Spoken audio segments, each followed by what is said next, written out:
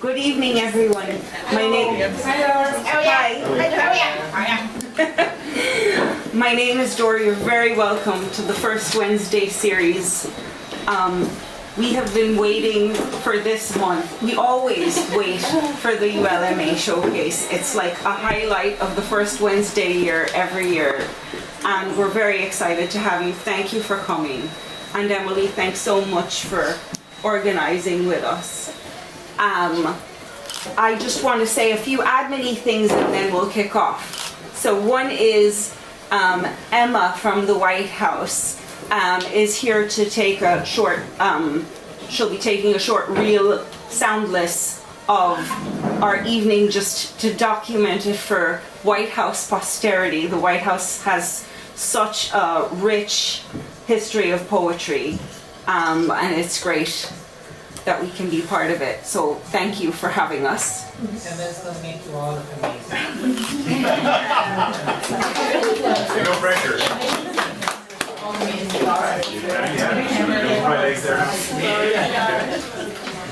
And thank you, Sunny, you're amazing. And we have a photo release form, so especially if you're reading on the showcase or the open mic, please sign it for our grantors. And on that note, I would like to thank the Creative Communities grant team and the Limerick Arts Office in general for making the series possible. And yeah, we're very grateful to them. And I think that's all my admin-y stuff. So now I'd like to kick off the evening. It's great to have you all with us today.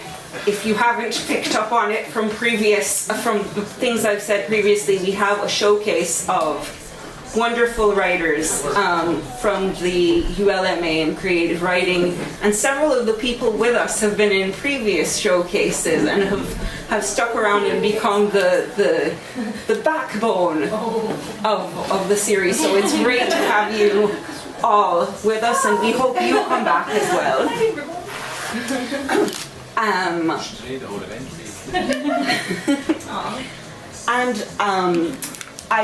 just going to say a few words just because I can't not. Thank Emily, who has supported the series since we restarted it. Emily, I've long admired you as a writer, a poet, a teacher, and a musician as well.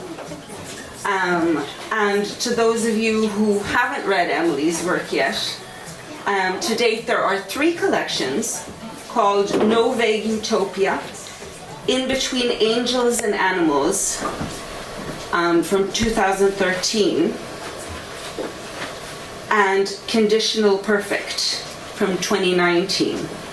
And as anyone who knows Emily also knows, she's a cultural producer and harper, and she's performed all over the world and has been very, very sort of pivotal for poetry in Galway in Ireland and in Limerick, in no particular order. I just think Limerick is the center of everything.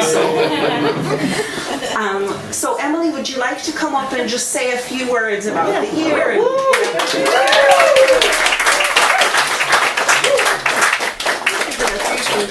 Dora, so kind. As Dora said, I'm Emily. I'm a Mescal poet in residence at the University of Limerick, and I suppose you could call me the poetry person on the creative writing team on the MA.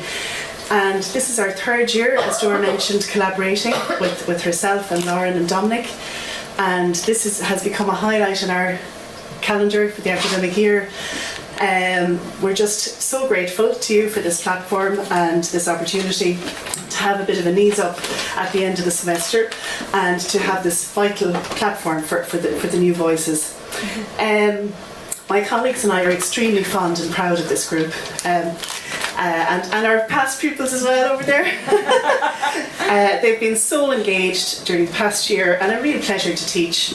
They're a gifted bunch of students, and we're especially proud that 2 of our poets reading tonight were selected as Featured Poet of the Month in the Irish Independent New Writing Series. For both February and this month.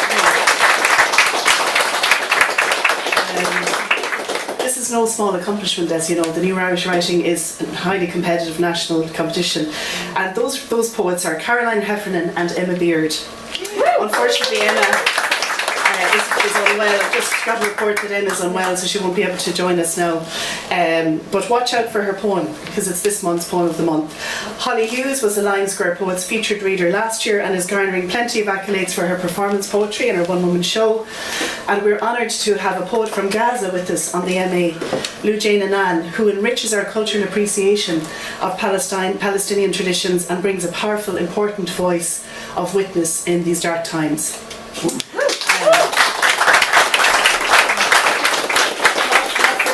Our Indian poet, Malini, and Canadian, so it's a truly international spread.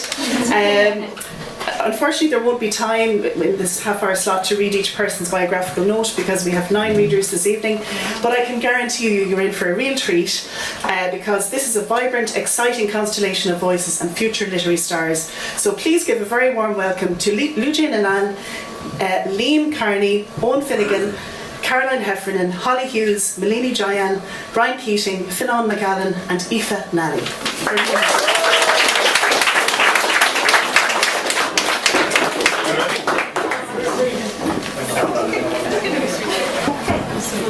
So, I don't believe in long introductions before people come up to the mic, so I'm just going to jump right in so we can enjoy the poetry. Lou Jane, will you come up and give us one?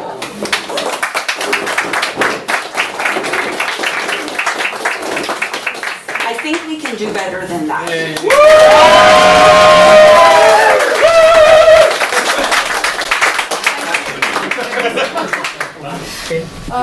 So I'll be reading a poem. It's called Through the Bus Window.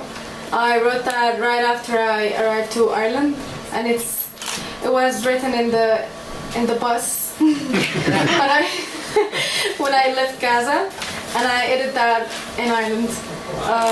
So, through the bus window.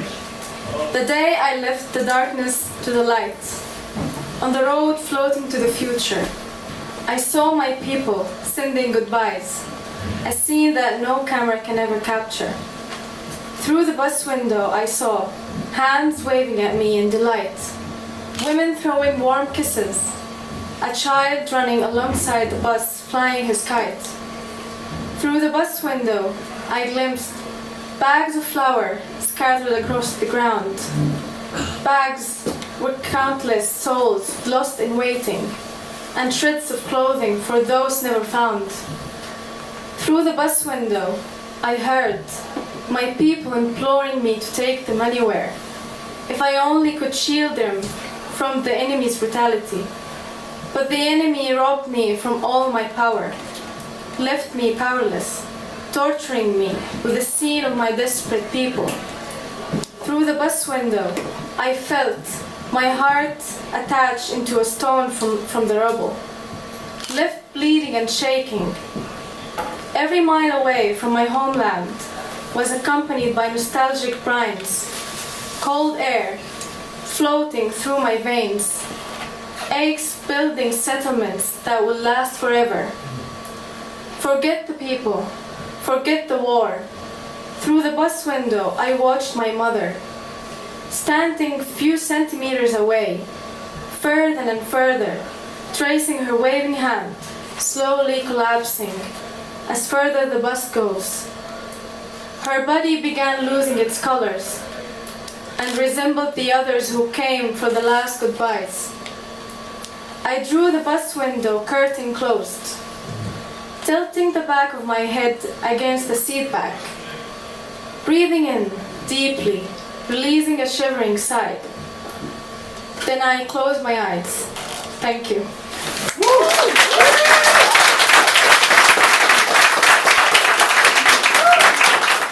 Thank you so much, Lou Jane, for that lovely start to the evening. Thank you.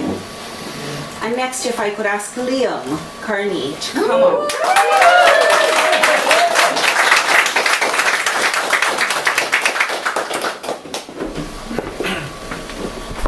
Thank you.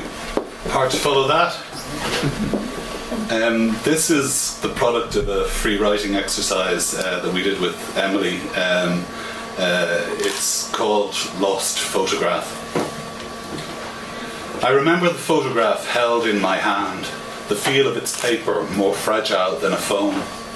I remember my surprise at the boy pictured there, myself, a mop of corn-coloured curls, his hair. I remember seeing my sister standing by his side, 2 years older than him, half his lifetime then. I remember they were smiling and the gap where her front teeth should have been. She in pleated skirt, he in short trousers. I remember thinking that he was not fully formed. The world that he grasped, her friendly fingers entwined in his. I don't remember what thoughts that boy had, nor when his blonde hair turned brown. I know he grew to hate wearing short trousers in summer, but I don't remember when, nor what it felt like to confront the world with knees exposed, the scrapes, the scabs those knees once bore. Souvenirs of his exploits then, vanished now, like the photograph.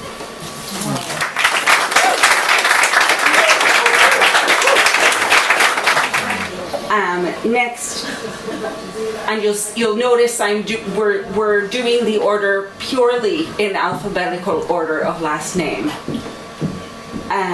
Next, Owen Finnegan.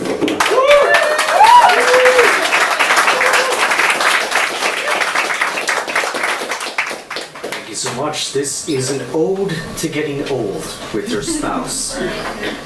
I don't have a spouse, but when I do, we will be doing this on a bi-weekly basis. She was radiant in a way that a high-powered laser is when removing unwanted hair. She was unique like a half-eaten tiramisu that was once served to Elon Musk's personal assistant. Her smell akin to a bonfire fueled entirely by used and surprisingly flammable soaps. Her form was rugged and knotted into mounds of elegance.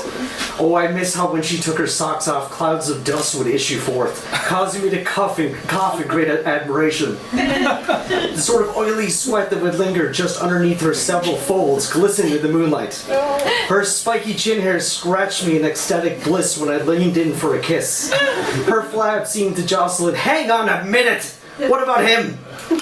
He is repulsive and gross, and that hideous decapitated snake betwixt his legs causes me vertigo. His hairy arse and his sparse bald head would make you wish you were having a seizure.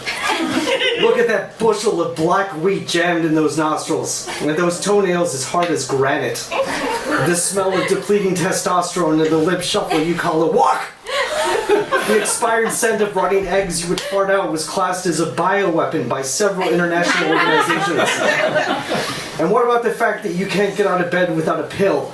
You're just as fat as I. Or what about the fact that you take contradictory medications because you're so dreadfully repulsive to the universe? You take one for low blood pressure and another for high blood pressure. Because even your body doesn't know what to do with you. You down several inflammation pills even though the only inflamed part of you is your reddened face. And what about your overall body odor? I am worse than you. My nose committed suicide on behalf of my brain.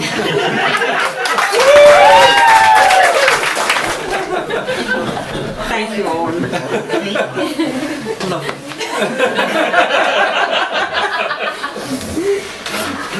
And next, if I can ask Caroline Heffernan to...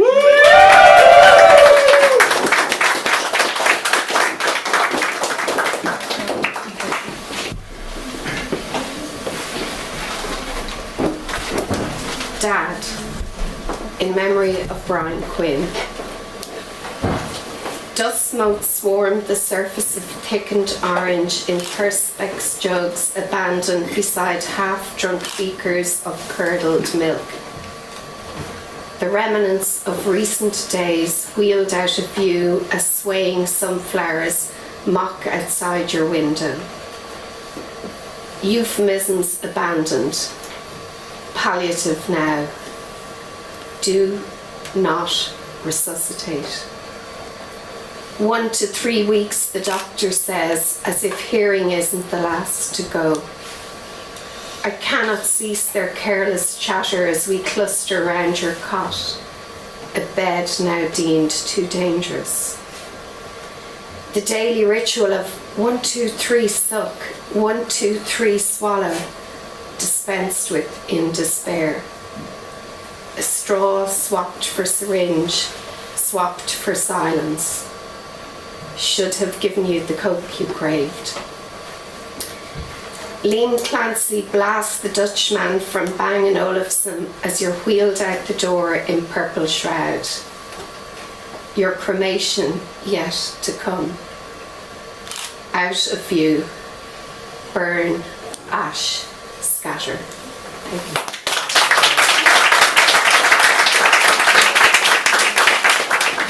Thank you. Thank you.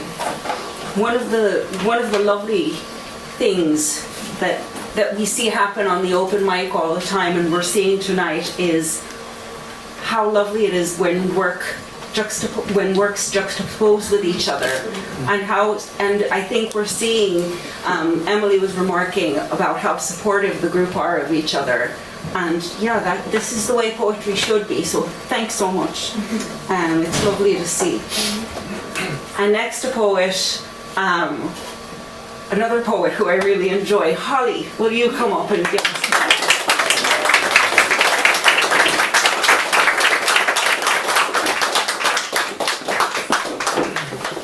Hello everyone. It's so lovely to be here. This is going to be a completely different vibe. This is a poem about having a crush.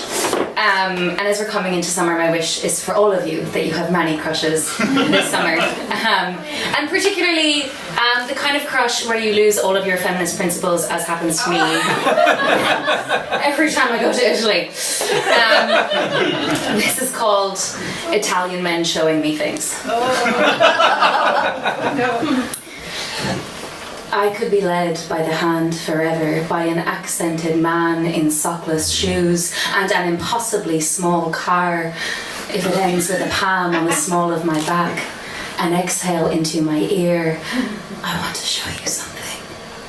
As we stand in columned Sicilian night and I allow myself for once to be blank amazement, anoint myself with a moment of unbridled naivety, childlike wonder, released from the pressure of knowing anything, everything. You don't need self-preservation in Italy. It's too hot and I'm too full. And I get to be that movie star dream girl, a constellation of reallys and that's so beautifuls and wow.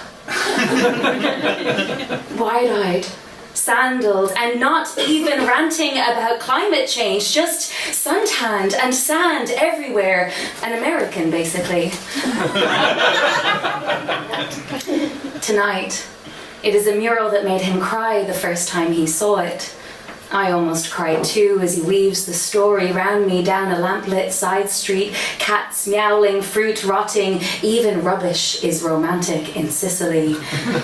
After, a rooftop with the best views of the city, his city, history and possibility infinite before us. We stare out at cathedrals and mountains and buildings bombed during the last bad war, never rebuilt, left as a memory or a lesson? He's not sure. And I am leaning over the parapet. That's a metaphor.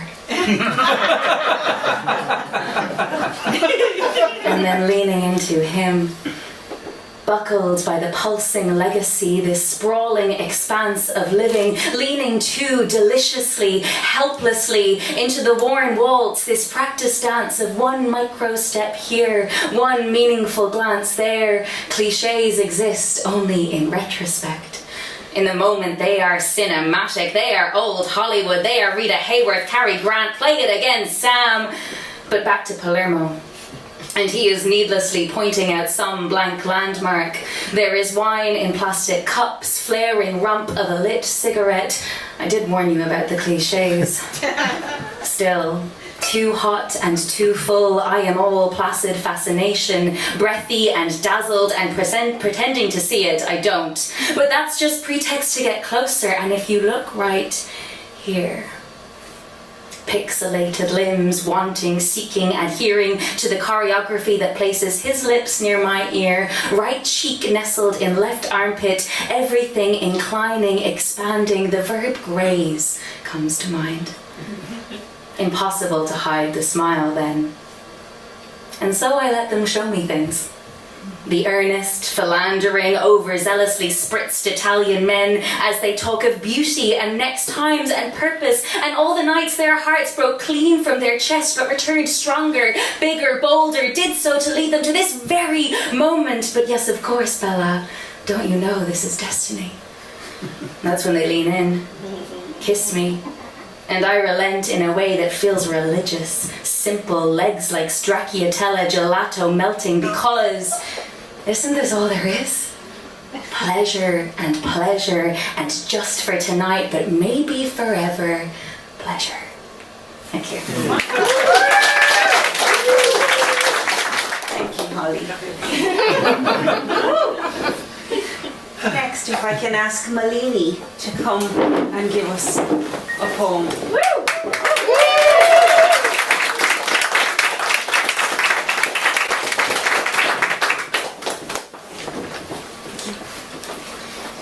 Hi, I'm Malini, and this poem is called The Walls. And it's specifically about the walls, the pale blue ones in my room.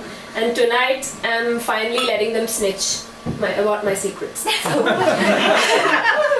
If one day the blue walls could talk, the dusty ceiling fan would babble along. They would tell you everything I wanted to say and everything I struggled to hide. They would tell you about how conflicted my thoughts are, how deep my concrete jungle dreams are, how many times my studying turns into tangled knots, how many times I doze off against my will.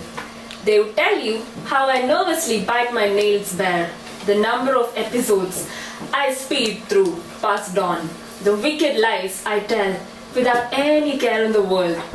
They would tell you about the peeled out identities I've worn, how unreliable and unpopular my movie opinions are, how many arguments I've rehearsed to destroy keyboard warriors who will never see it coming, the quiet suffering I endure around people who are loud and thriving at 7 a.m.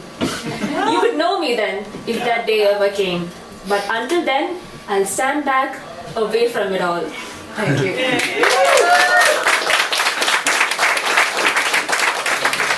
Thank you so much. And next, if I could ask Brian to come up.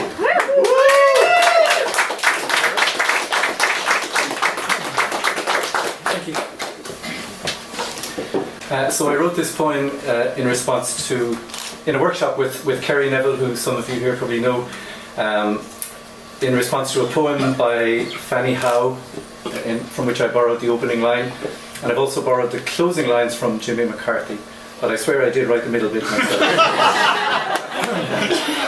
With some help from Emily. I won't be able to write from the grave, so let me tell you what I love. Nature you can hear. You can keep your sunshine and clear blue skies. Give me rain rattling the window, waves crashing over rocks, thunder grumbling underfoot. A good book in front of a roaring fire. You can keep your Netflix and chill. Give me Gatsby, sat in an armchair, the flicker of flames licking the rough bark of unseasoned logs, spitting and crackling in the grate. A sing-song in the company of friends. You can keep your pubs and clubs. Give me a baby grand in the lobby of some hotel, fingers flowing freely over weighted keys, and you, summoning the spark that lights the night through a teardrop.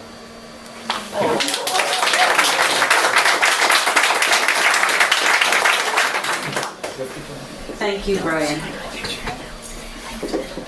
I think I met you in UL. We were listening to a poetry reading together, and it's lovely to finally hear you read work. Thank you. Thank you. That's my first time. So. Okay, we have a tradition here at the White House where someone has read for the first time. They get a second clap.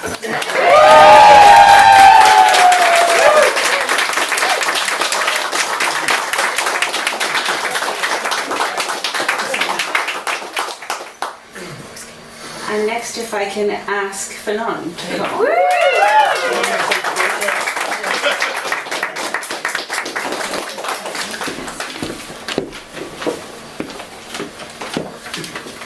Hello.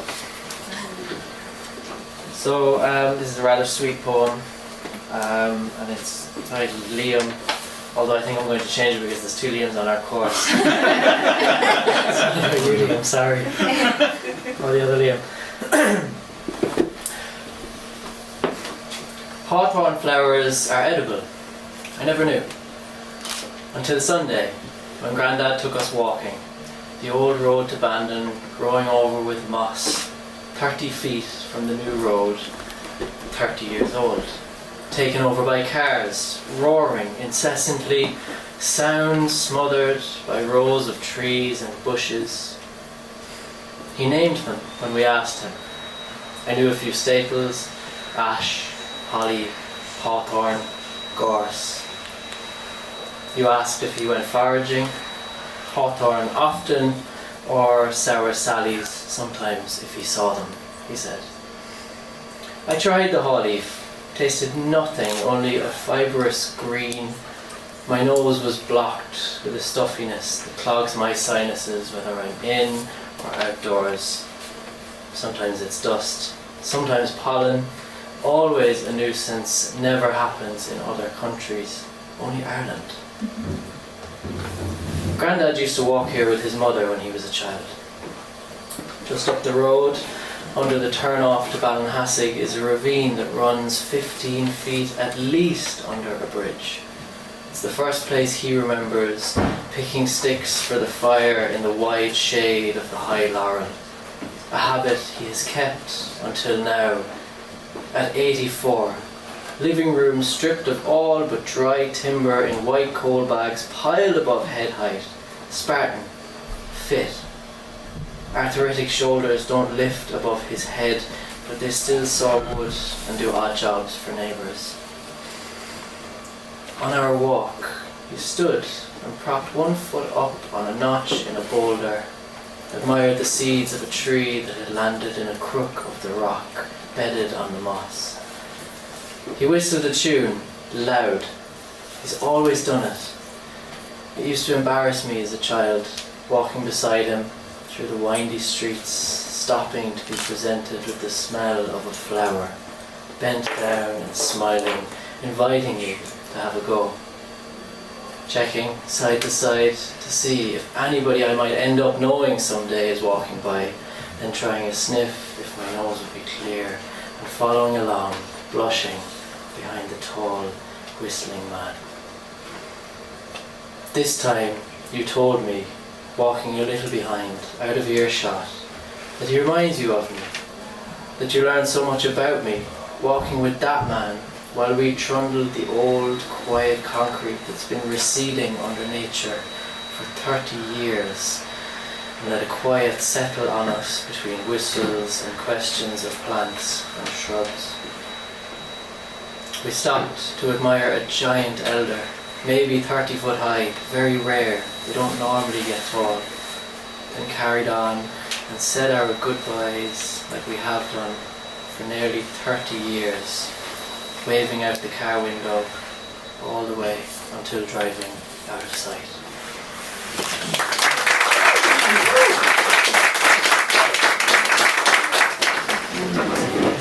I think the last time a featured reading happened went so fast was the last time you were here reading. So thank you so much, guys. Last but not least, if I could ask Aoife to come.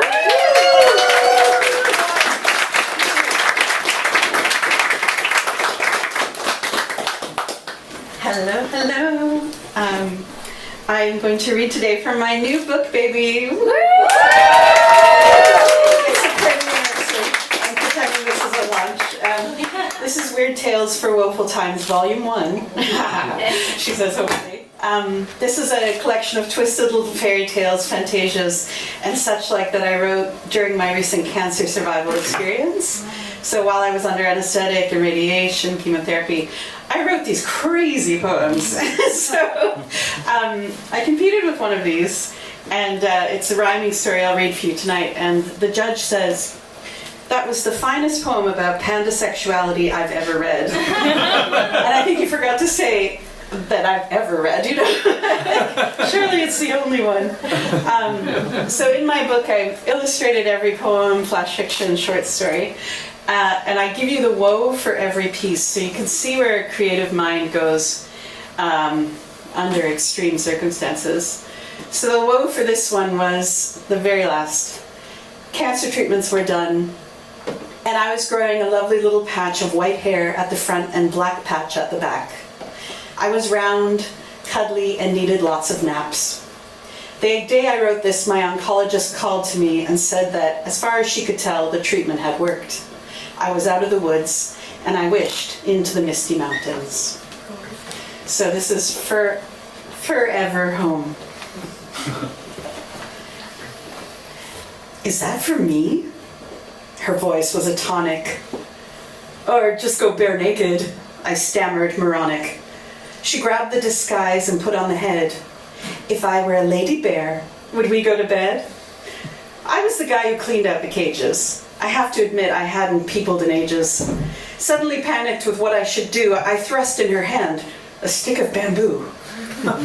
Dr. Christine Zhang, beautiful, smart, internationally famous for mastering the art of panda seduction. She'd come to our zoo to show the reluctant just what to do. I might have to mount you, she said matter of fact. Some bears catch on once they witness the act. I'd chosen the zoo to escape worldly cares, to hibernate slowly with the world's shyest bears. Why haven't you mated? Who, me? I felt flushed. I mean, this woman was thrilling, but now I felt rushed. Ying Ying, the female. Are you sure she's in heat?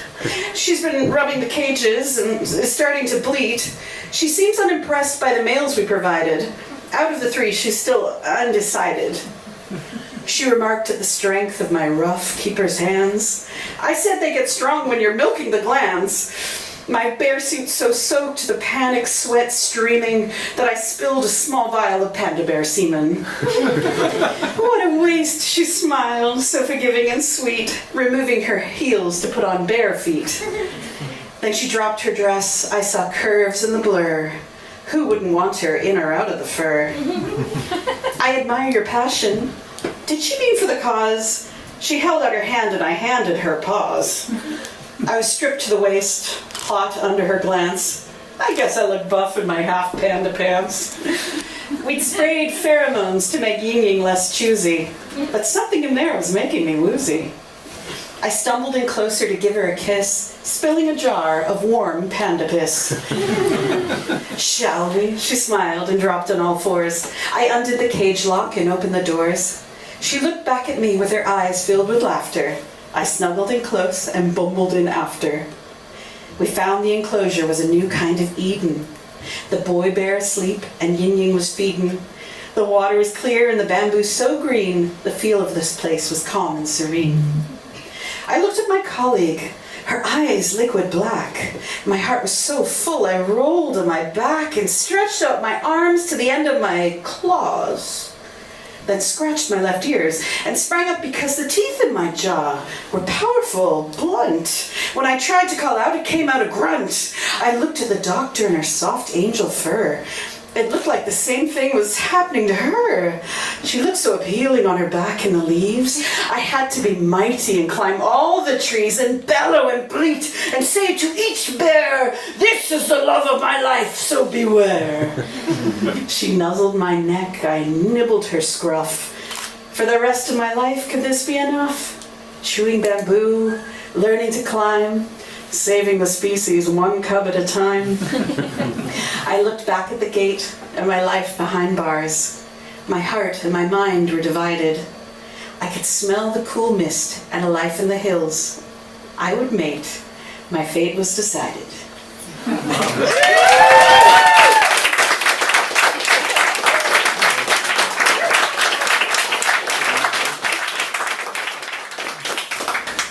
Thank you. Thank all of you for a remarkable and wonderful start to the evening. Let's give them a reading.